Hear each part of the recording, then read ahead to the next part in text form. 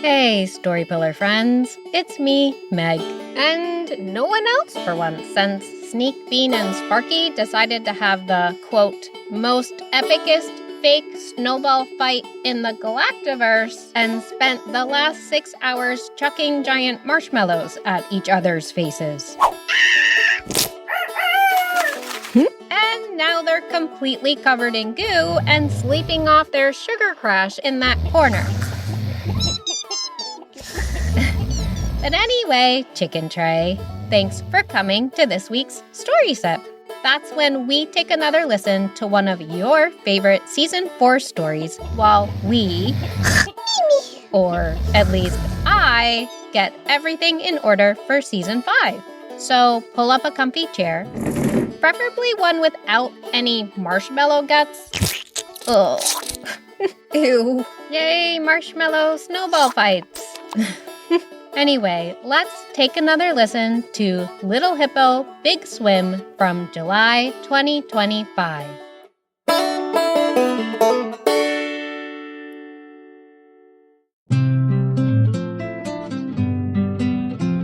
Little Hippo, Big Swim by Courtney Lewis, inspired by a Nigerian folktale.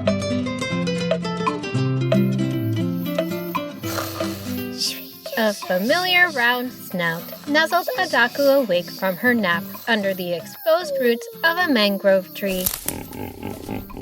Yay! You're back from foraging! The young pygmy hippo greeted her mom and sidled up for some milk.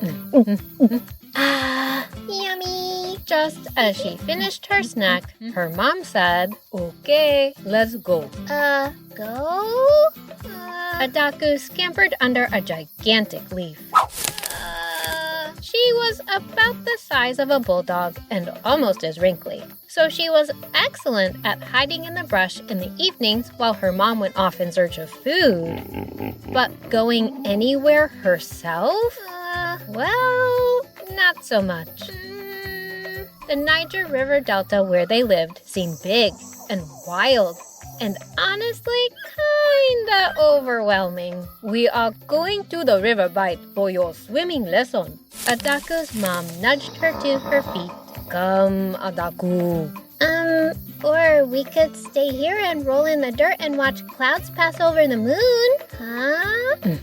Adaku, you are a hippo, and hippos swim. A hippo who stays on land all the time will be like a lion who floated in a river all day. But, Mom... Plus your skin. It will get all dry and crackly without going in the water. And what kind of mother would let that happen? We're going now. Come on. And off they went through the underbrush. They walked for at least 3 minutes before Adaku let out a squeal, ducked under her mom's drooping belly, and cowered behind one of her stumpy legs. There's something on the ground!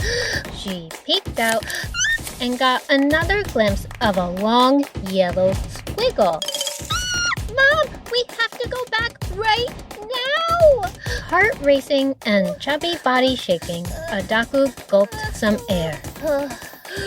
Adi, take a breath. Mom gave her a hug. It's a worm lizard. It's only 5 inches long and its teeth are tiny. Hello? Okay, but it's wiggly and it has a teeny white face. And ears. A little face popped right up in front of Adaku's nose. I can hear you. Adaku's cheeks went pink. This is just what my face looks like. Kinda like how pygmy hippos just look all squishy and hey! But I guess I am kinda squishy. I'm Ungozi, by the way. Wanna be friends? Oh, you could be my very first friend. Hi, Thor! Ungozi gave a happy wiggle. Cool. Where are we going? To the river bite, I guess? Definitely. Ari gulped. And then they were on their way again, with the two hippos trampling mud and leaves, and the little lizard carefully avoiding his new friend's clunky feet. Ah! Don't step on me!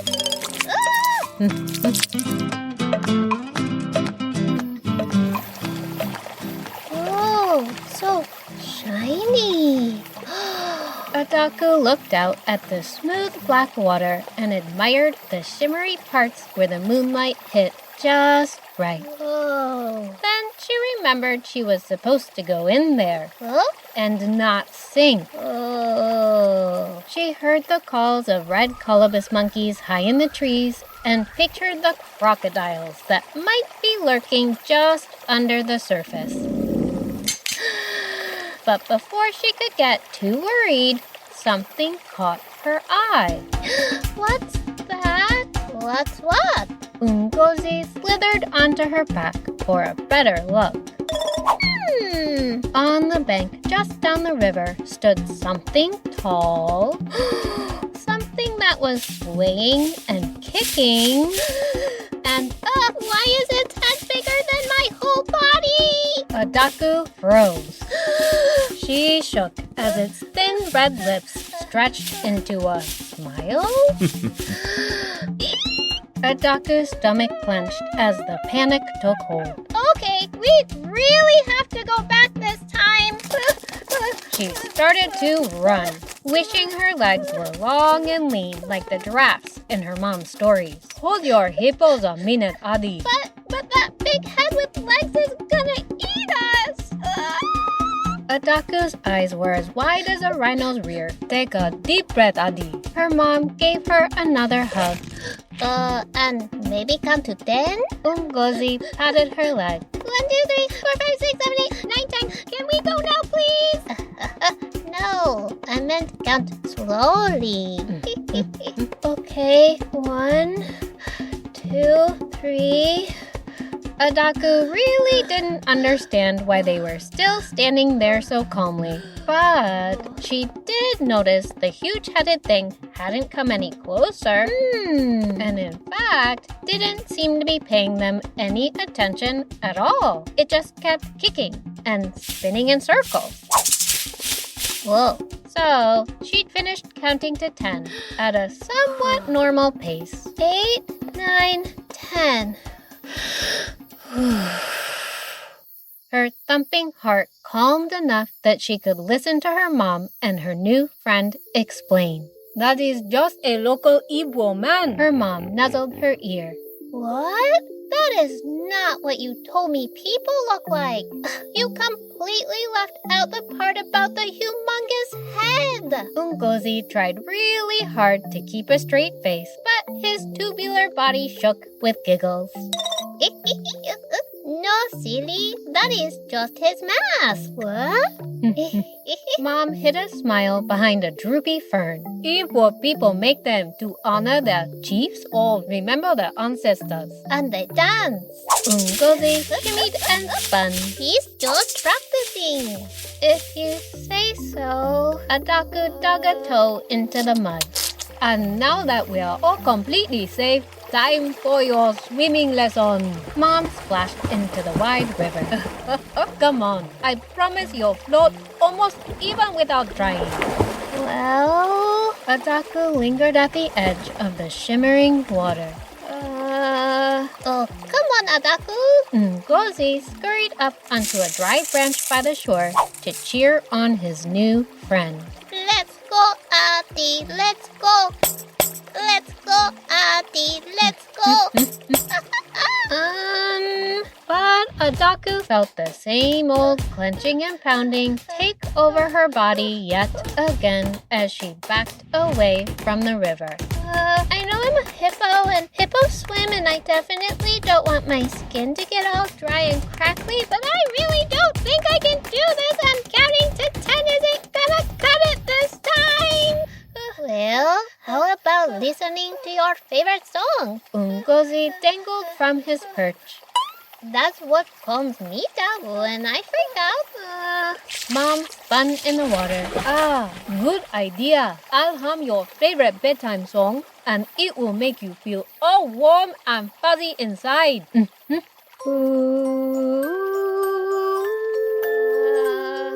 Ataku had her doubts.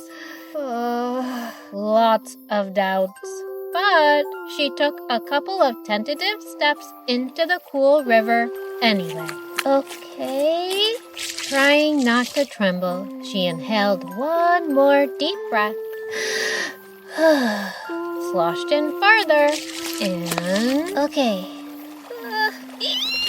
I'm floating! I'm actually floating! Go, Abby! Go, Abby! Go! Ngozi did a happy dance as the not-so-scared hippo thrashed all four legs. She didn't really know what she was doing, but it didn't seem to matter as she quickly caught up with her mom in the middle of the river. Look, Mom! I'm swimming! I'm really swimming! Way to go, Adi! I knew you could do it! The wriggling hippo dove deep and popped up like a jack-in-the-box. Oh, and I definitely don't like swimming. She rolled over on her back. I love it! Just then, Adaku felt all her fear float away and was just about to try an underwater somersault when she heard a shriek. Adaku's mom butted her side hard. Adi, head to shore right now. What? Why? Adi, go now. Adaku peered toward the far bank of the river and noticed another creature that looked a lot like her mom, but like supersized. Whoa, that is one big hippo. Come, we are going back now. You don't have to tell me twice. What's going on? Adaku demanded, just noticing that her mom's breath kinda sounded like a broken accordion. That is a hippo. We're hippos. No, we are pygmy hippos. There is a big difference. Yeah, emphasis on big. Ngozi clung tightly to his branch. She's like 7,000 pounds. Mom's ears trembled along with her voice.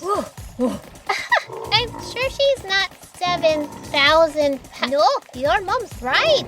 Regular hippos are 10 times as big as your kind. I mean, look. See how huge just one foot is? His body shook like a long, skinny maraca. Once, Uncle Obi got stepped on by a regular hippo, and, well, my family doesn't talk about that much. Poor Uncle Obi. Adaku finally turned to catch up with her mom, but she stopped and planted her feet in the gooey mud. Wait, maybe she's friendly. No. Mom ducked behind a tree. Nuh-uh, not a chance. Ngozi shivered, but Adaku stepped bravely into a beam of moonlight and stood tall.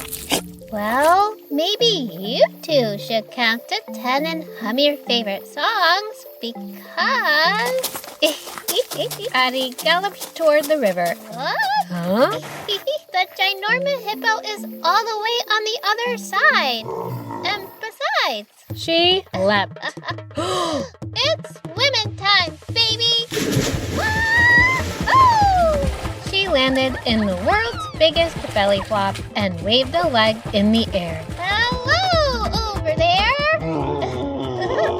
Their giant visitor smiled through a mouthful of water weeds and then went back to slurping up all the green stuff she could find. See? Nothing to worry about. Ngozi waggled his tail and did the worm. Go, Addy! Go, Addy! Go, go, Addy! Go, Addy, go! Mom stepped out from her hiding spot and beamed at her suddenly fearless little swimmer. Well, okay. Just 5 more minutes. Yes! But stay on this side of the river, Adi. Promise!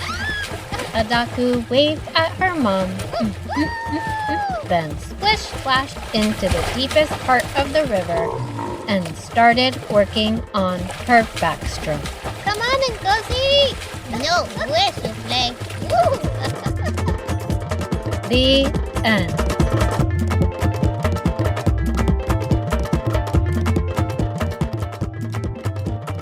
Yay, Addie! Cannonball! Facing her fear was as tough as toenails, but she got through it and even helped Ngozi and her mom get over a fear of their own.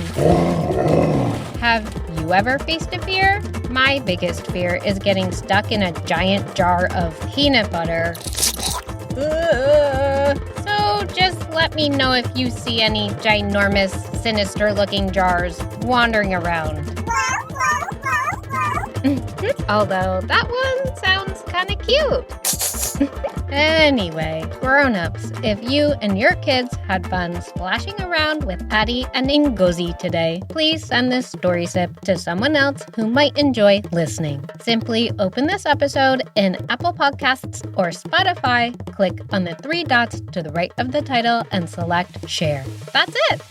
Don't forget to make a donation on ko-fi.com/storypillar if you're interested in supporting more fantastic episodes, and check the episode notes for links to some great resources for helping kids cope with fear and anxiety. Okay, that's it. Thanks for sipping this week's story with me today. We'll kick off Storypillar Season 5 on Monday, April 6th, 2026, and Bean will be here next Monday with rubber duckies, a highly annoyed jellyfish, and of course, another story sip. Bye! Have a good week!